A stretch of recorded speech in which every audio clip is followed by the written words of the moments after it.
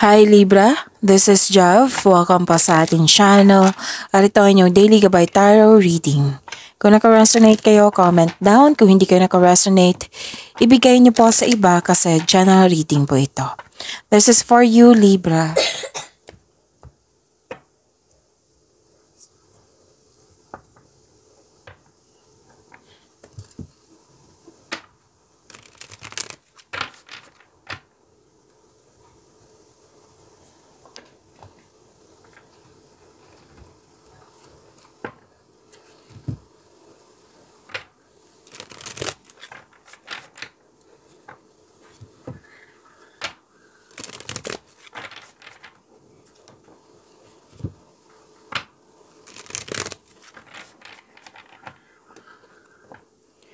Para po ito sa inyo, Libra.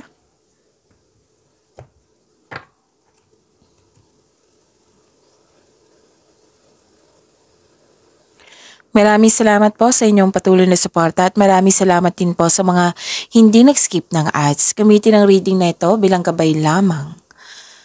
Sa mga hindi pa nag-subscribe, subscribe na po kayo at click bell notification para malaman nyo na may bago tayong video. Para sa mga gusto magpa-reading, comment po kayo ng personal reading. Again, comment kayo ng personal reading and check my reply sa comment section.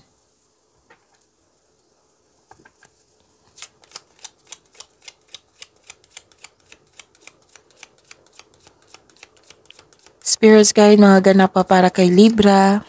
I need 3 cards po.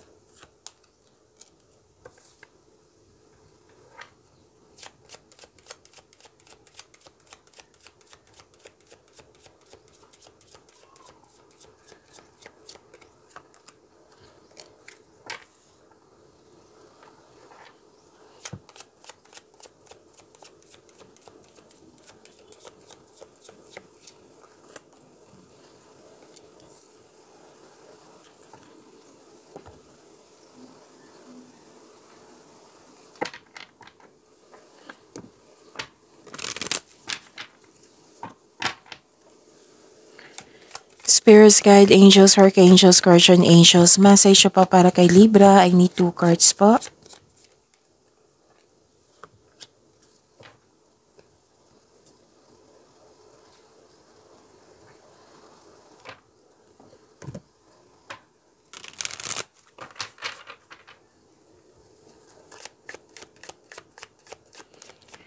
Spirits Guide.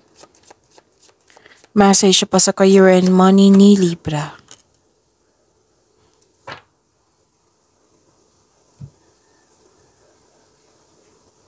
Libra. Ang ganda naman. Nakikita ko dito yung happiness mo, joy and happiness kasi may nangyaring success and positive outcome. So claim nyo po, Libra. Makakatanggap din kayo ng good news. May paglilipat sa malayong lugar. Pwedeng biyahe din ito. At pwede din na may... Okay, makaka-receive kayo ng good news. Bibigyan mo ng aksyon yung matagal mo ng plano. Actually, 2 card po nagsabi dito na may new beginning. Huwag kayong mag-alala sa bagong simula kasi this is for the change for the better. This is change for the better. Pagbabago po ito para sa yung na ikakabuti sa iyo. Okay? Para sa iyong kaunlaran. Okay? So may sagot dito. Oh, yung naghihintay sa inyo is this is kaunlaran.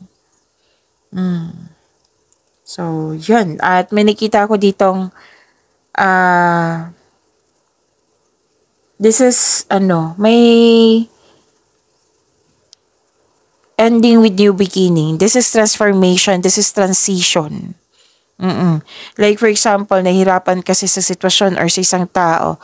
Nag-decide ka na tulungan mo yung sarili mo na mag-let go at nagkaroon po ng transformation. Yan na yung nangyari na may ending with new beginning. So sa new beginning, yung naghihintay sa inyo is this is change for the better para sa iyong kaunlaran. Okay, may nakita nga ako ditong tao na nahihirapan ka sa isang tao na mahirap siya kausap or sobrang stricto. Pwede din may ganap na separation, maraming case na separation, pwedeng literal na separation, pwedeng separation of responsibilities, or end of contract, closure, or umalis, umuwi, tumiwalag, space, you put limitation, boundaries.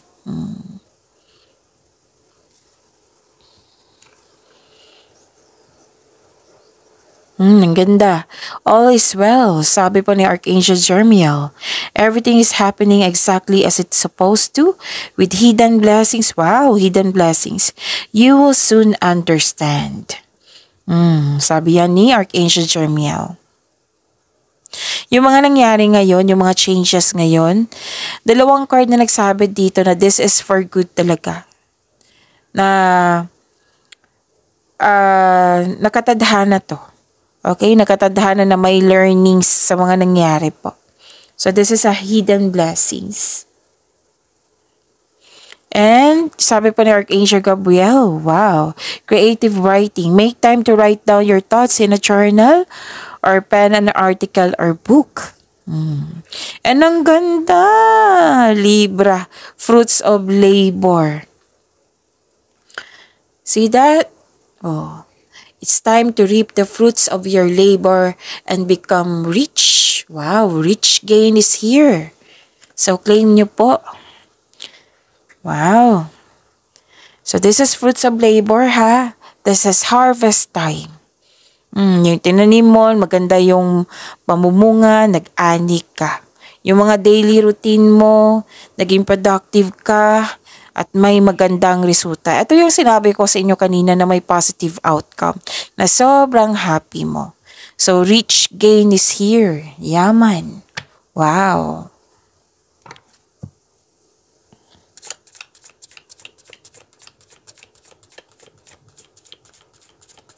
Energy po ni Libra.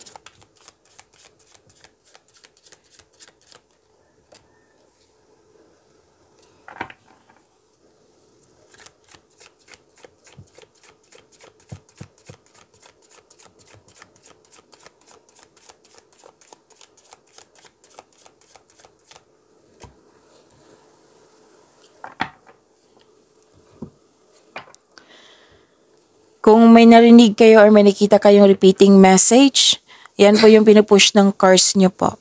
Like for example, nanood kayo sa weekly Gabay Tarot reading nyo na in-upload kahapon. So nanood kayo ngayon, tapos nanood din kayo ngayon ng May 19 nyo.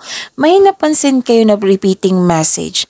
Yan po yung pinupush ng cards nyo na kailangan yung bigyan ng atensyon, solusyon at aksyon kung maaari po. So ano yung energy ni Libra?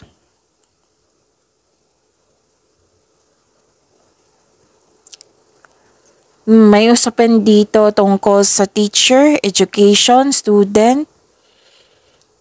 It might be nag-uusap din kayo regarding sa enrollment. At nakatanggap kayo ng divine wisdom. Pwede din may tinuturuan ka, Libra. Oo. So may maano dito, you're showing your kindness to everyone, tapos may nasunod na tradisyon dito. Yung tradisyon sa Pinoy. Oo. Tapos, may paalala ang card niyo po dito na babala po sa palaging masyadong mabait. Kasi nakita ko dito na inabuso yung kabaitan mo, Libra. Tapos, posible rin na may tradisyon na masusunod. For example, pamanhikan, kasal, yung pag-take ng board exam, para magkaroon ng ladder of success, traditional career path, or pag-take ng masteral, kung ano-ano pa yung tradisyon natin ng mga Pinoy. Okay? And, yes, pwede din na isang teacher kayo, ang lakas ng energy ng isang teacher dito, na you are earning money as a teacher. Oo. Okay, so, basta may balik-aral din ako nakikita dito. It might be, nagre-research kayo dyan para may makuha kayong kaalaman. Okay, so yun. May tradisyon na masusunod.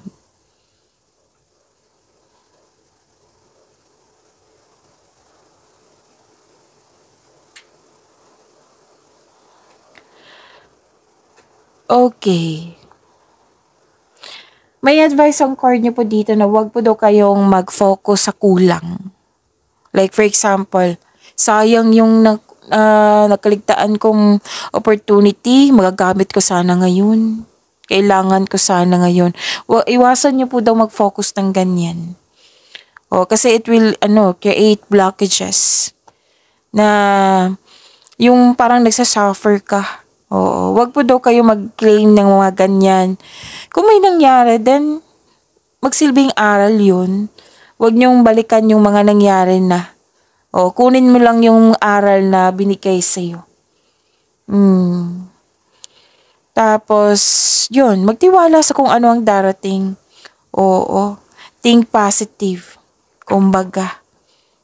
Mag-focus kayo sa mind healing. You have to move forward. Basta ang sabi ng card dito, iwasan sana na mag-isip kung ano yung kulang sa'yo. Kasi nakita ko dito, mas nabibigatan ka, yung nahihirapan ka. You have to let it go. Okay? You have to control yourself. Kasi mag-create talaga kayo ng blockages niyan. Ano yung blockages, Miss Jav? Yan yung usually na kino-comment eh. So, yung blockages, like for example, yan yung nag-focus kayo ng suffer. What I meant is, yung nabibigatan ka, yung nag-claim ka ng mga hindi dapat. Like for example na, hindi ko to kaya. Hindi, wala na ng pag-asa.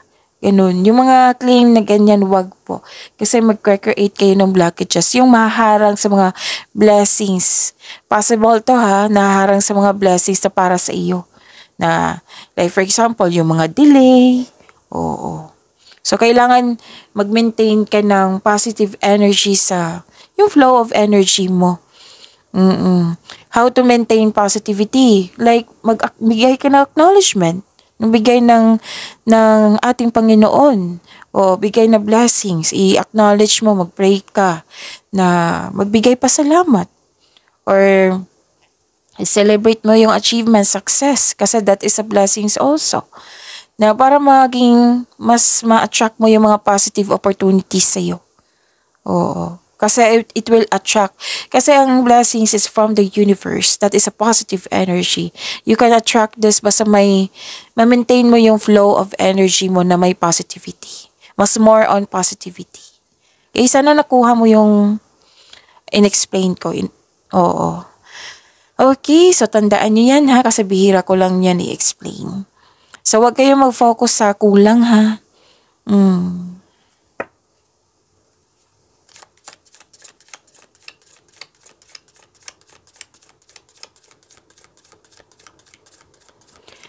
Career and money po. I need 2 cards. Para kay career and money para kay Libra.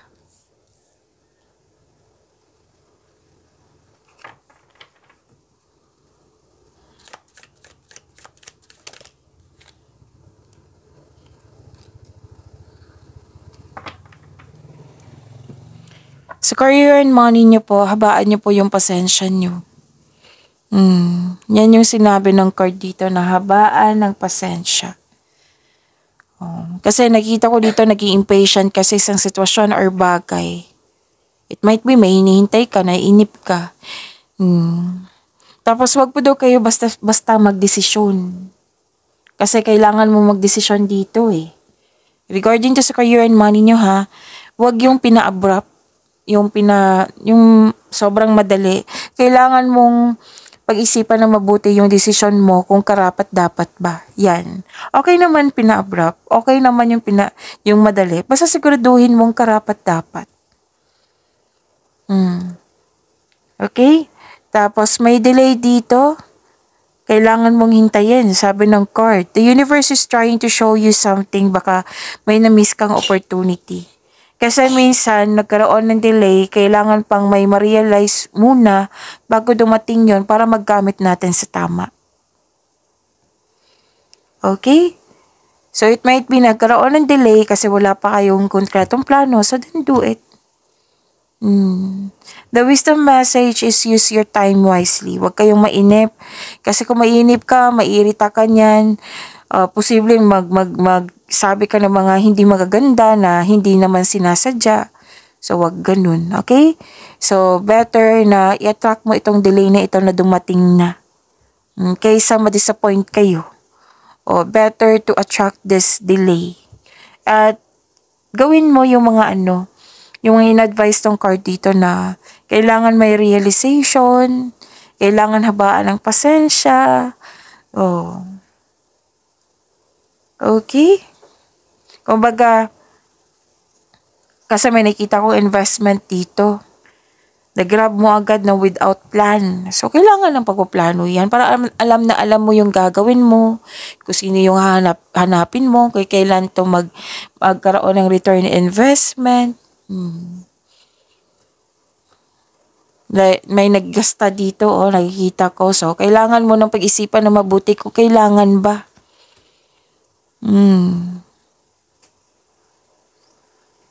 Okay? So, yun. Ano pa?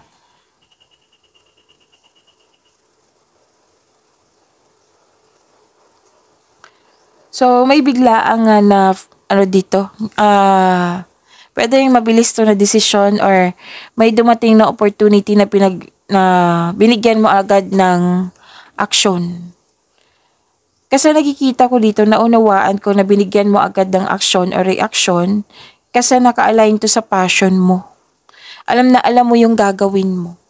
Pero siguraduhin talaga na magkaroon kayo ng konkretong plano, ha? Sabi yan ng card. And, actually, nakikita ko dito maganda. Mabilis umunlad yung yung negosyo mo or yung mga ginagawa mo dyan na trabaho. Kasi, marunong kayo makinig sa inyong intuition. So, sa pagiging yung pag-connect, magaling kayo mag-connect sa inyong intuition, humahantong yan sa pagtaas ng kita. O magdadala sa iyo ng patungo sa tagumpay. Yung kasi nakikita ko dito na you are very active, you are very aggressive na gusto mong, may excitement ako nakikita dito. Basta madali sa'yo kasi nga alam na alam mo yung gagawin mo. Actually, this is a go signal. Kung ano man yung mga gagawin mo, plano mong gawin, this is a go signal na i-go mo na. Pero may kasamang yung plano, yung sinabi dito. You're very confident in taking an action. Actually, maraming nag-support sa'yo, Libra. Okay, so mabilis umunlad ang yung mga ginagawa kasi marunong ka makinig sa inyong sarili, sa inyong intuition. Alam na alam mo yung gagawin mo. Kasi sa intuition, siya yung magsasabi sa inyo kung ano yung next action patungo sa right path, patungo sa success. And kitang-kita ko yung excitement mo dito kasi alam na alam mo yung gagawin mo.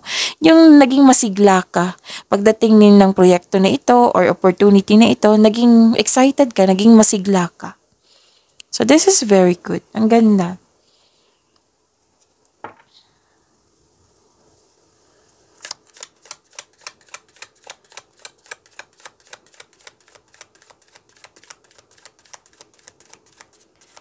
Love, life, self-love, partnership, and romance ni Libra.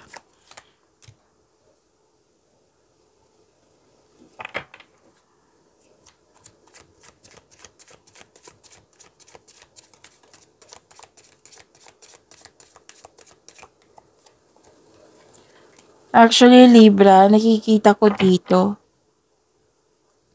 na dalawa yung nakikita ko ditong rason kung bakit nasaktan ka. Regarding sa what I meant is concern sa third party or tungkol ito sa decision mo na tutol sila. Kasi dalawang card nag-confirm dito na may tutol. So, nasaktan ka sa mga taong tutol. Pero huwag kayong mag-alala kasi nakita ko naman dito na may group of people pa na very supportive sa'yo. Ang tawag nito? It might be nangyari na to sa nakaraan. It might be naalala mo. It might be mangyayari pa lang. Na sana hindi, 'di ba? So, nakikita ko dito na bibigatan ka. Pwedeng naging malungkot. Excuse me, kailangan ko mag-burp. Kasi nga may tutol or may iniisip mo ito yung mga nangyari, yung sakit na pangyayari. Oo. Tapos wag po daw kayo magpadala sa matinding lungkot. Kasi malungkot ka dito. Nang dahil sa hindi nagbigay na suporta or nang dahil sa mga nangyari. Or pwedeng may away, ganun. Or hindi ka comfortable sa pagbabago. You must process this kind of emotion. Kung kailangan iiyak-iyak nyo po, Libra. At mag-move forward kayo into a new direction. Kasi kung hihinto ka, mas lalo kang mabibigatan. Pero nakita ko naman dito yung pag-asa Kasi may sabi din dito sa oracle cards nyo na nabibigatan ka, nahihirapan ka, pero nagpasya kang i-let go at nagkaroon ng transformation. Diyan na yung nangyari na may new beginning. Kasi kung maghihinto ka, walang mangyayaring changes. So let go and move forward.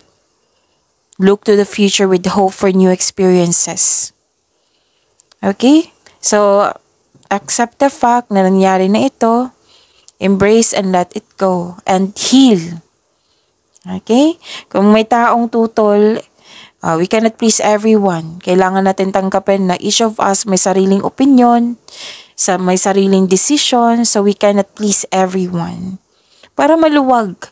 Kung maisip mo to, okay, may sarili siyang decision, may sarili siyang pag-iisip, so I cannot control this person. Para maluwag sa iyo yung pag-let go na yan. Pwedeng may controlling person. Kasi may nakita ko dito controlling person or may taong concern sa immature na tao, manloloko or self-centered na tao. Mahirap kausap. Sana'y ma-overcome mo yan. Tulungan mo yung sarili mo. Kasi nakita ko naman dito, tulungan mo yung sarili mo para magkaroon ng changes. Pagyamanin niyo po yung blessings sa binigay sa inyo. Ang ganda ng blessings po. See you tomorrow, Libra. Maraming salamat po.